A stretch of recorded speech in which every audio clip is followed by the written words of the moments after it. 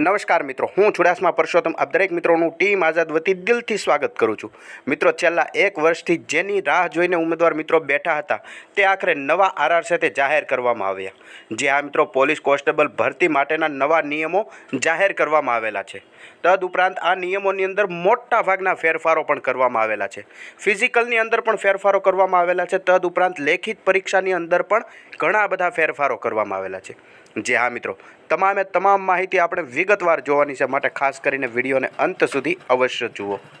જે આ મિત્રો, તમે અહીંયા જોઈ શકો છો, લોકરક્ષકના વિવિધ સંવર્ગોની સંયુક્ત સીધી ભરતીની પરીક્ષા પદ્ધતિમાં ઘણા બધા ફેરફારો। લોકરક્ષકની ભરતી અંતર્ગત જે લેવાની શારીરિક કસોટીમાં હવે દોડ ફક્ત નિયત સમયમાં પાસ કરવાની રહેશે। તેના કોઈ પણ જાતના ગુણ આપવામાં નહીં આવે। જે આ મિત્રો, ફિઝિકલની અંદર એક મોટો ફેરફાર થયો છે। જે 5 કિલોમીટર રનિંગ છે તે તમને માર્ક ડિવાઇસ કરવામાં આવતા માર્કિંગ સિસ્ટમ આપવામાં આવતી હતી, તે માર્ક સિસ્ટમ છે તેમને હવે દૂર કરવામાં આવેલી છે। માત્ર ને માત્ર ટાઈમની અંદર તમારે ગ્રાઉન્ડ છે તે કમ્પ્લીટ કરવાનું રહેશે, રનિંગ છે તે કમ્પ્લીટ કરવાનું રહેશે। જો કે રનિંગ કેટલા કિલોમીટર છે અથવા તો કેટલા મીટર છે, તદુપરાંત કેટલા મિનિટની અંદર પૂરું કરવાનું, કેટલો ટાઈમ રહેશે, તેમની માહિતી પણ ટૂંક સમયમાં આવી શકે છે। તદુપરાંત જોઈએ તો શારીરિક કસોટીમાં ઉત્તીર્ણ થયેલા તમામ ઉમેદવારો છે તે ઓબ્જેક્ટિવ MCQ ટેસ્ટમાં ભાગ લઈ શકશે। જે આ મિત્રો, મતલબ કે ફિઝિકલ છે તે સૌથી પહેલાં આવશે, ગ્રાઉન્ડ છે તે પહેલાં આવશે। ગ્રાઉન્ડમાં પાસ થયેલા તમામ ઉમેદવાર મિત્રો છે તે પરીક્ષા માટે લાયક ગણવામાં આવશે।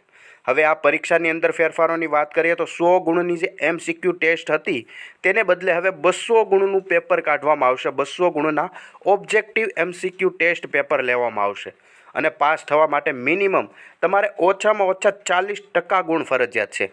જે આ મિત્રો 200 માર્કનું પેપર હશે તેમના 40%, મતલબ કે પાસિંગ માર્ક છે તે તમારે 80 માર્ક લાવવા પડશે। 200માંથી 80 માર્કે તમે પાસ ગણાશો। તદુપરાંત રાષ્ટ્રીય રક્ષા શક્તિ યુનિવર્સિટી અથવા તો નેશનલ ફોરેન્સિક સાયન્સ યુનિવર્સિટીમાંથી કરેલા કોઈપણ કોર્સ માટે જે વધારાના ગુણ છે તે ગુણ પણ આપવામાં આવશે। જે ગઈ વખતની જે એક્ઝામ હતી, ગઈ વખતના જે રૂલ્સ હતા તેમાં પણ રક્ષા શક્તિ યુનિવર્સિટીના ગુણ છે તે આપવામાં આવતા હતા। તદુપરાંત વધારે વિગત જોઈએ તો સ્પર્ધાત્મક પરીક્ષાની તૈયારી કરતા રાજ્યના યુવાનો માટે રાજ્ય સરકારે લોકરક્ષકના જે વિવિધ સંવર્ગોની સંયુક્ત સીધી ભરતીની પ્રક્રિયા છે તેમાં આ પદ્ધતિની અંદર મહત્ત્વપૂર્ણ જે ફેરફારો છે તે કરવામાં આવેલા છે। જે અંતર્ગત અગાઉ લોકરક્ષક ભરતીમાં શારીરિક કસોટી લેવામાં આવતી હતી, તેમાં દોડના ગુણ આપવામાં આવતા હતા, જેના બદલે હવે દોડ ફક્ત નિયત સમયમાં જ પાસ કરવાની રહેશે। તેમના કોઈ પણ ગુણ આપવામાં આવશે નહીં। જે ટાઈમ ફિક્સ કર્યો હોય તે ટાઈમ પ્રમાણે તમારે રનિંગ કમ્પ્લીટ કરવાનું રહેશે, એટલે તમને ફિઝિકલ માટે લાયક ગણવામાં આવશે। તેમના કોઈ ગુણ આપવામાં આવશે નહીં। તદુપરાંત જણાવે છે કે પહેલાં શારીરિક કસોટીમાં ઉમેદવારોના વજનને પણ ધ્યાને લેવામાં આવતું હતું, જે હવે રદ કરવામાં આવે છે। જે આ મિત્રો, શારીરિક મતલબ કે ફિઝિકલની અંદર જે વજન લેવામાં આવતું હતું તે વજન પણ હવે અહીંયા રદ કરવામાં આવેલું છે। આમ શારીરિક કસોટી હવે ફક્ત ક્વોલિફાઈંગ જ રહેશે, તેને કોઈ પણ ગુણ આપવામાં આવશે નહીં અને શારીરિક કસોટીમાં ઉત્તીર્ણ થયેલા તમામ ઉમેદવારોને ત્યારબાદની ઓબ્જેક્ટિવ મતલબ કે જે MCQ ટેસ્ટ આવે છે તેમની અંદર તે ભાગ લઈ શકશે।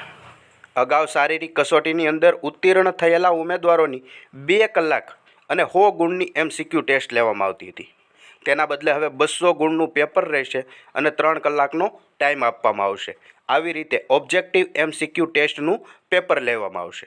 આ પેપર છે તે 2 ભાગની અંદર લેવામાં આવશે, જે આપણે અગાઉ પણ વાત કરી ચૂક્યા છીએ।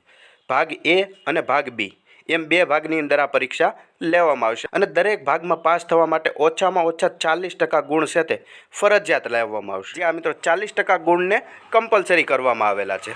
તદુપરાંત જૂના પરીક્ષાના નિયમોમાં વિષયો પૈકી psychology, sociology, IPC, CRPC, evidence act જેવા વિષયો છે તેને રદ કરીને નીચે મુજબના મુખ્ય વિષયો ઉપર ધ્યાન આપવામાં આવેલું છે। જે આ મિત્રો અહીંયા તમે જે મુખ્ય વિષયો છે તે વિષયોને પણ અહીંયા જોઈ શકો છો। પાર્ટ A ની અંદર કયા કયા ટોપિક આવરી લેવામાં આવેલા છે, તદુપરાંત પાર્ટ B ની અંદર કયા કયા ટોપિક આવરી લેવામાં આવેલા છે, તે તમામ માહિતી તમે સ્ક્રીન ઉપર જોઈ શકો છો। જે જૂની પરીક્ષાની અંદર IPC, CRPC અને એવિડન્સ એક્ટ હતી તેવા વિષયોને આ પરીક્ષાની અંદર રદ કરવામાં આવેલા છે, મતલબ કે સિલેબસમાંથી તેમને દૂર કરી દેવામાં આવેલા છે। જે આ મિત્રો આટલા મોટા ફેરફારો છે તે નવા નિયમોની અંદર કરવામાં આવેલા છે। હવે નવા નિયમો પણ જાહેર થઈ ગયા, મતલબ કે ભરતી છે તે ટૂંક જ સમયમાં આવી શકે છે. તેમની ઓફિશિયલી નોટિફિકેશન પણ ટૂંક સમયમાં જાહેર થઈ શકે છે. તો તૈયારી કરતા દરેક ઉમેદવાર મિત્રો છે તે પૂરજોશમાં તૈયારી શરૂ કરી દેજો, કારણ કે કોન્સ્ટેબલ બનવા માટેનું સ્વપ્ન છે તે તમારું હવે ટૂંક સમયમાં પૂરું થઈ શકે છે.